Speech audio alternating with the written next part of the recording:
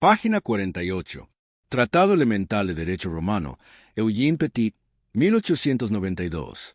Tercer periodo. Del advenimiento del imperio a la muerte de Alejandro Severo. Segundo. Fuentes nuevas y progreso del derecho privado. Parágrafo 44. La división entre los jurisconsultos. La clasificación de época clásica es aplicada, en general, al periodo que se extiende de Augusto a la muerte de Alejandro Severo, y de una manera más especial a los reinados de los Antoninos y de los Severo, es decir, al siglo II a los primeros años del siglo III de nuestra era.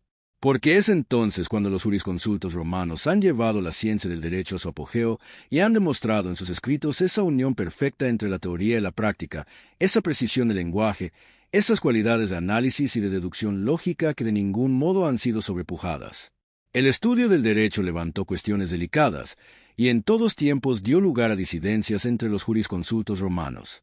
Bajo el reinado de Augusto, estas divergencias de opiniones motivaron la formación de dos escuelas o sectas bien distintas, los proculeyanos y los sabinianos.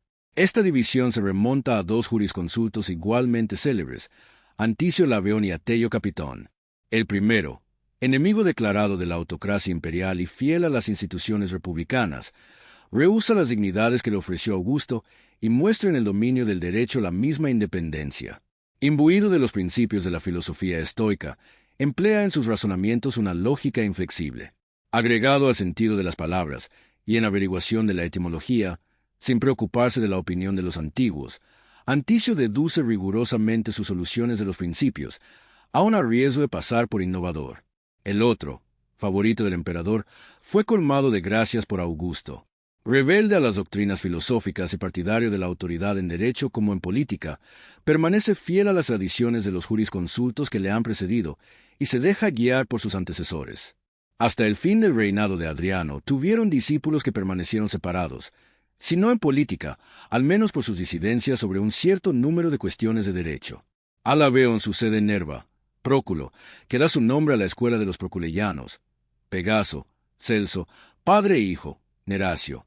Tras Capitón viene Masurio Sabino, el más célebre de los jurisconsultos de la escuela sabiniana, que le presta su nombre, Casio Longino, Jaboleno Prisco, Salvio Juliano, el autor del Edicto Perpetuo. Mas estos jurisconsultos no sacrificaron jamás el interés de la ciencia del derecho a un espíritu estrecho de rivalidad. Citan siempre con consideración las soluciones de sus adversarios y no titubean en abandonar la opinión de su escuela cuando la encuentran contraria a la verdad. La distinción de las dos sectas se prolonga hasta mediados del siglo II de nuestra era. Bajo Antonino el Piadoso, Pomponio, por medio del Digesto, nos ha conservado un fragmento importante sobre la historia del derecho romano, es considerado como sabiniano, y Gallo, que ha visto principio del reinado de Marco Aurelio, profesa todavía las opiniones sabinianas. Pero después se borra completamente la distinción, y los grandes jurisconsultos que se suceden hasta la muerte de Alejandro Severo no pertenecen a ninguna escuela. Entre los más célebres es necesario citar, bajo Marco Aurelio, Marcelo y Servilio Cébola. Un poco más tarde, al fin del siglo II, vivió Papiniano, que los antiguos y modernos le han considerado como el príncipe de los jurisconsultos romanos. Fue amigo de Septimio Severo, prefecto de Pretorio en 205, pereció asesinado en 212 por orden de Caracalla. El Digesto contiene numerosos fragmentos de sus obras, ninguna de las cuales ha llegado a nosotros. Paulo y Ulpiano, más jóvenes que Papiniano, le sobreviven después de haber sido sus rivales, y llegan a prefectos de Pretorio, bajo Alejandro Severo.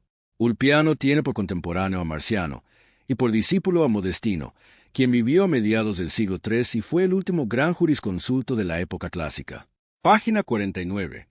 Un jurisconsulto en el derecho romano del siglo II después de Cristo era un especialista en derecho, una especie de jurista o experto legal cuya función principal era interpretar, aconsejar y desarrollar el derecho. No eran jueces ni legisladores, sino autoridades intelectuales que daban forma a la práctica jurídica. Características del jurisconsulto en el siglo II después de Cristo. 1. Figura social y professional. Eran miembros de la élite romana, generalmente con formación filosófica y retórica. No ejercían como abogados en el sentido moderno, sino como consejeros legales. Su prestigio provenía de la calidad de sus opiniones, responsa. 2. Functions Principles.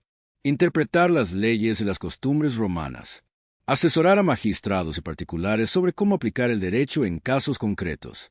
Emitir responsa prudentium, dictámenes jurídicos, que con el tiempo adquirieron fuerza normativa. Contribuir a la formación del derecho clásico, que alcanzó su máximo esplendor en el siglo II. 3. Influencia en el derecho.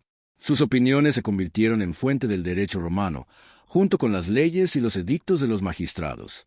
Jurisconsultos como Gallo, Papiniano, Ulpiano y Paulo marcaron la doctrina jurídica que luego sería recopilada en el Corpus Iuris Civilis de Justiniano, siglo VI. En el siglo II, bajo los emperadores Adriano, Antonino Pío y Marco Aurelio, los jurisconsultos gozaban de gran autoridad y sus dictámenes podían ser vinculantes. 4. Importancia histórica.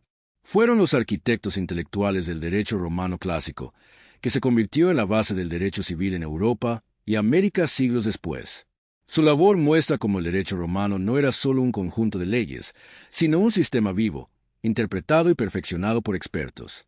En el siglo II de nuestra era, el jurisconsulto romano era un jurista de gran prestigio, cuya interpretación del derecho tenía casi la misma fuerza que la ley misma. Su trabajo fue decisivo para que el derecho romano alcanzara su forma más refinada y duradera. ¿Cuál era el motivo de disputa entre proculeyanos y los sabinianos en el siglo II de nuestra era? La disputa entre proculeyanos y sabinianos en el siglo II después de Cristo no fue una guerra política, sino una diferencia de enfoque jurídico. Los proculeyanos defendían una interpretación más innovadora y flexible del derecho romano, mientras que los sabinianos eran más conservadores y apegados a la tradición. Libro abierto con texto de las dos escuelas jurídicas. Proculanos, fundados por Marco Antisto Labian, continuados por Proculo. Se caracterizaban por un espíritu progresista y racionalista, buscando adaptar el derecho a nuevas realidades sociales, actualizarse. Tendían a aplicar el derecho con criterios más amplios y deductivos. Sabinianos, fundados por Capitón, continuados por Masurio Sabino.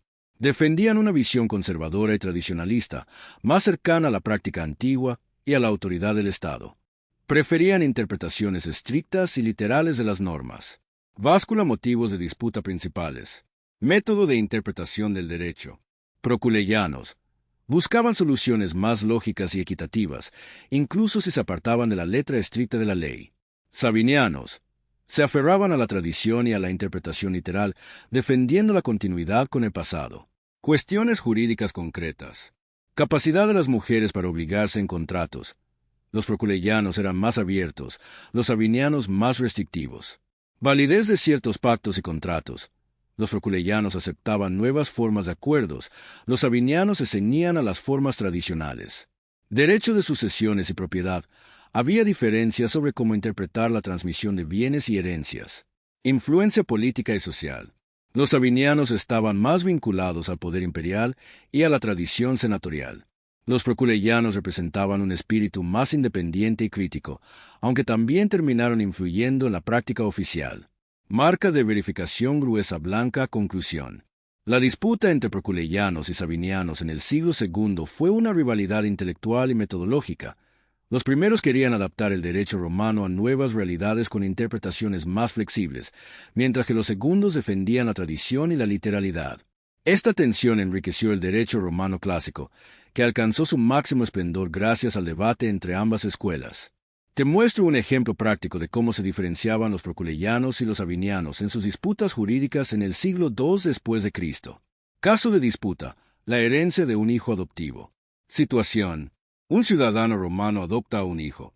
Luego muere, y surge la pregunta: ¿ese hijo adoptivo tiene derecho a heredar como si fuera hijo biológico?